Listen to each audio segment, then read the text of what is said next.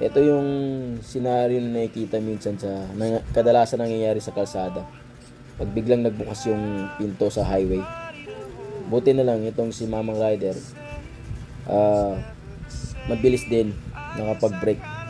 Kaya parang, pero ang mali dito, wala naman mali dito kasi bata pa yun. Pero kinonsulti ng nanay yung bata. Pero yung tatay, alam ng tatay na mali yung anak niya. Kaya parang pinahingi niya ng sorry. Kaya yung may mga sasakyan dyan na bigla-bigla nang nagbubukas ng pinto, kaya ito yung dapat yung huwag gayahin.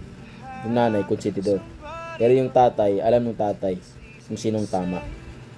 Pero yung rider naman, hindi naman siya galit.